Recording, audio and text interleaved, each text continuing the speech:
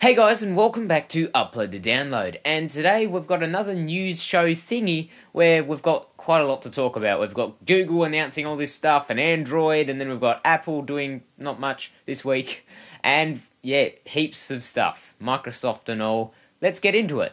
First up is the Google press conference, where they announce tons of googly goodness. We have things like Google Chrome for iOS, we have the Nexus Q, and we've got the Nexus 7 tablet, and tons of stuff going on.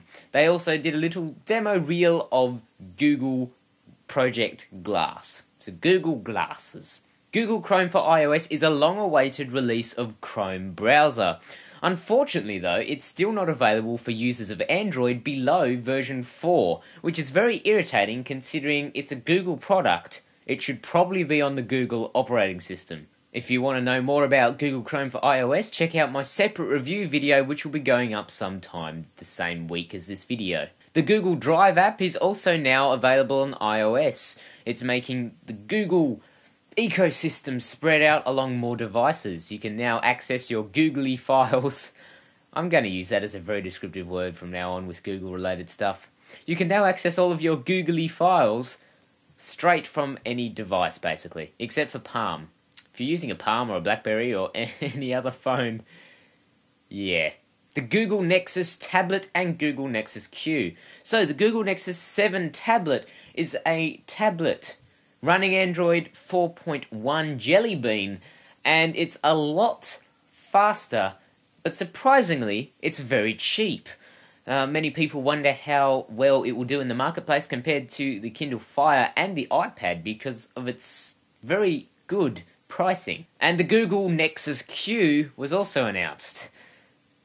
I really think not much of it. It's just a hyped up orb that just streams music that you send to it. No big deal. And of course the other more revolutionary thing is of course Google Glasses, which they showed off to us using a skydiving demonstration.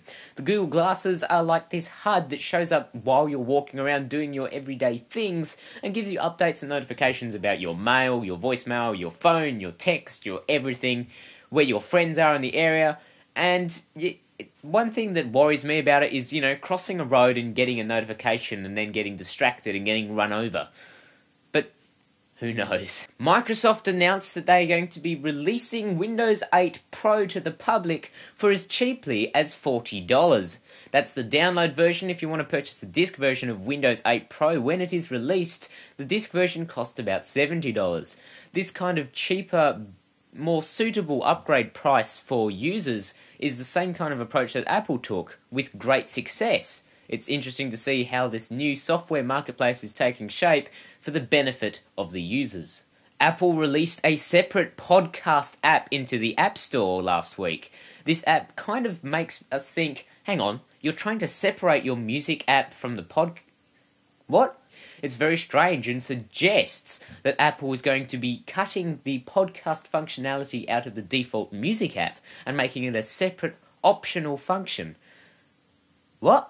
Gaming giant Valve has been showing off a developer version of their Steam gaming client for Linux operating systems to its gaming partners. This will be great for not only Linux but computer gaming in general, spreading it out across the board. It will also develop the amount of games and properly, games developed by big companies for Linux operating systems. Normally PC, as in Windows, only gets all of the gaming attention, but now that Steam's moving to Linux and has already moved to Mac, the amount of games that are being developed across the board is great. Massive amounts of competitiveness in the gaming industry. And finally, to finish off, Adobe has dropped support for Flash Player on Android devices. Google at their press conference said in 4.1 Jelly Bean they would no longer be supporting Adobe Flash Player in their Chrome browser. And unfortunately, Adobe's looked at this and gone, no, we're not going to support it either. They've now ditched support across the board of Android devices. And another minor Google update is the new YouTube dashboard. If you go into your settings, account settings, whatever it is, on YouTube, you now will see a little insight bar and everything telling you how your videos are doing. It's depressing. So there we go. Thank you for watching Upload to Download. I hope you enjoyed this video. Do comment, rate and subscribe. Let me know what are your thoughts on Adobe Flash Player being dropped. What are your thoughts on the Google Nexus? What are your thoughts on the iOS podcast app. And give me a general view of technology. So, if you're interested in what's running behind me, I have Rainmeter. The wallpaper is from alicexz.deviantart.com. And the program that I'm using to reel off all the notes is my own program, Scribble's Notepad. And you can download that from benabol.com/downloads, somewhere on there. Thank you for watching again, and I'll see you in the next one. Goodbye.